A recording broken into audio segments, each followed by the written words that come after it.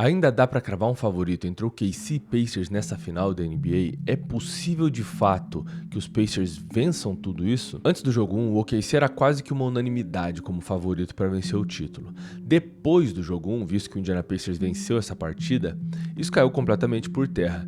E mesmo com o Oklahoma City Thunder tendo vencido a segunda partida da série das finais da NBA, eu acredito que o favoritismo não voltou pro lado do OKC, ou pelo menos se voltou, não voltou com o peso de antes dessa série começar. E eu vou fazer alguns comentários sobre o jogo 1 aqui, mas o principal deles é um questionamento que não sai da minha cabeça, que é: como é que um time que comete 24 turnovers contra apenas 6 do adversário consegue vencer uma partida? Principalmente se tratando do Oklahoma City Thunder, que já chegou a fazer 35 pontos vindos de turnovers durante essa campanha dos playoffs contra o Denver Nuggets. Em uma partida, o Thunder fez 35 pontos vindos de turnovers do adversário. Mas nesse jogo 1, o Thunder conseguiu fazer só 11 pontos a partir de 24 turnovers do Indiana Pacers. Isso mostra pra gente que os Pacers se prepararam para essa transição defensiva depois de uma perda, depois de um erro, depois de um turnover, e também que eles não brincaram com a bola entre a linha dos 3 pontos e o meio da quadra ali. E brincar com a bola, obviamente, ninguém tá brincando com a bola em quadra, mas os Pacers são um time que gostam muito de passes laterais nessa altura da quadra, de movimentar primeiro a defesa para depois tentar um ataque de fato. E eles não tiveram muita ousadia em fazer isso no jogo 1, porque um turnover nessa altura da quadra ali é quase que uma cesta certa para o adversário. Ainda assim, eles terminaram com 24 turnovers. Pois bem, para além disso, olha essa sequência de jogadas do Indiana Pacers. A brilliant acquisition from Sam Presti.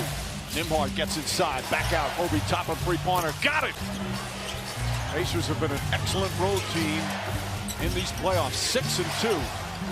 Miles Turner from downtown, surrounded, knocked away, gets it again, double team, Toppin three-pointer, puts it in, Obi Toppin. But it was also his man that had left him. It was his man that has left him, so that's what you're looking for, is that open man. Turner sidestep, banks in the three, Miles Turner. Quantas vezes vocês acham que uma sequência dessas vai acontecer na série? É o Miles Turner dando um step back para 3 de tabela. Ah, e antes que eu me esqueça, Tyrese is not even the main ball handler at this point in time because the defense has been so aggressive. Nembhard steps back, three-pointer, got it! Three-pointer from Nembhard! E o que mais me espanta é que o Oklahoma City Thunder não pediu nenhum tempo durante essa sequência toda.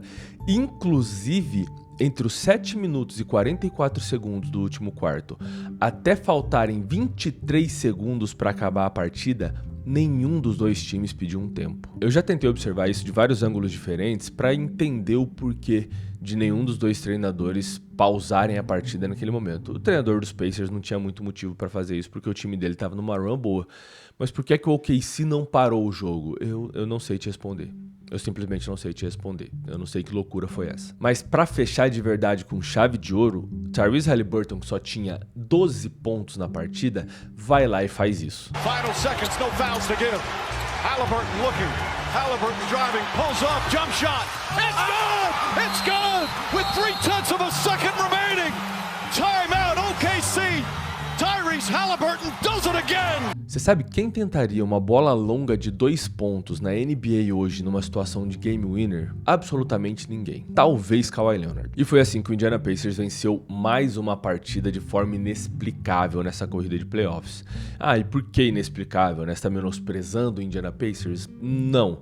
Mas o Oklahoma City Thunder é mais time. Eles têm uma das melhores defesas da história da NBA. Gente, a defesa do Oklahoma City Thunder é uma das melhores da história da NBA. E não bastasse isso, eles têm no mesmo jogador no lado ofensivo da quadra o MVP e o cestinha da temporada. Inclusive, se o OKC vence esse título, Shai Gilgeous-Alexander vai ser MVP, cestinha da temporada e possivelmente Finals MVP campeão.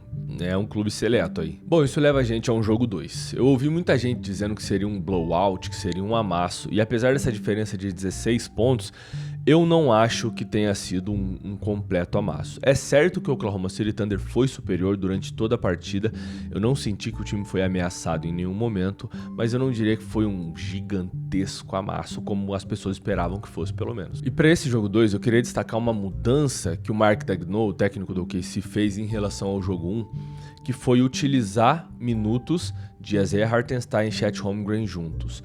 No jogo 1, esses caras jogaram 0 minutos juntos. E o impacto disso foi gigantesco. Mas um dos impactos foi que a gente teve Cason Wallace e Isaiah Joe defendendo o Pascal Siakam em alguns momentos da partida, o que eu não considero como ideal. Mas o impacto de não ter os dois juntos em nenhum momento nesse jogo 1 foi que o Indiana Pacers pegou 56 rebotes na partida contra 39 do OKC. Já no jogo 2, onde a gente teve aí 11 minutos de Isaiah Hartenstein e Chet Holmgren juntos, a gente tem como resultado o Pacers saindo de 56 rebotes no jogo 1 para 35 rebotes no jogo 2 contra 43 do OKC aí na segunda partida. E não que eu julgue a batalha dos rebotes a coisa mais importante a se observar nessa série, mas num jogo apertado esses detalhes fazem a diferença. Enfim, achei interessante essa mudança do jogo 1 pro jogo 2 e quis trazer para vocês aqui, e eu preciso dizer que para além disso eu sinto a necessidade de que Tyrese Haliburton seja um pontuador mais agressivo, mesmo sabendo que essa não é a principal identidade dele em quadra. Mas com essa defesa do Oklahoma City Thunder, talvez eu veja em Pascal Siakam o cara que vai ser de fato o pontuador dessa série. O que não quer dizer que eu não espero do Tyrese Haliburton que ele seja o principal jogador em quadra. Entendeu o que eu tô falando? Às vezes a gente tende a achar que o cara que fez mais pontos em quadra é o cara mais importante da partida e não necessariamente esse é o caso. Inclusive foi por conta dessa visão que o Jaylen Brown tem um Finals MVP hoje. Se bem que o Jason Tatum fez mais pontos que ele na série. Enfim, infelizmente para os Pacers, eu acho que esse jogo 2 ele reflete melhor a real distância de qualidade e de capacidade entre as duas equipes. Se liga nessas pontuações da segunda partida.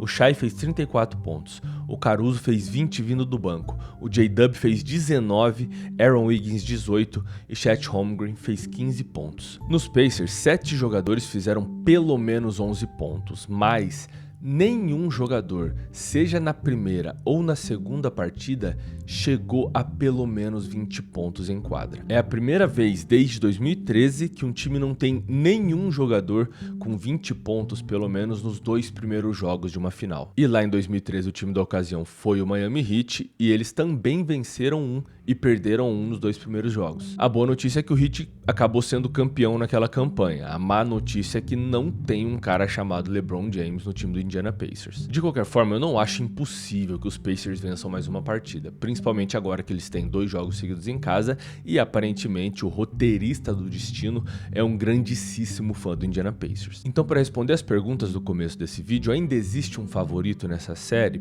Para mim a resposta é sim, e esse favorito ainda é o Oklahoma City Thunder. Mas eu vou estar mentindo para vocês se eu disser que não existe no fundo da minha cabeça uma duvidazinha e talvez até uma vontade de que o time do Indiana Pacers seja campeão. Então a segunda pergunta é possível que esse time seja campeão? E eu acho que sim. E talvez a gente não consiga nem mensurar o motivo da resposta dessa pergunta ser sim.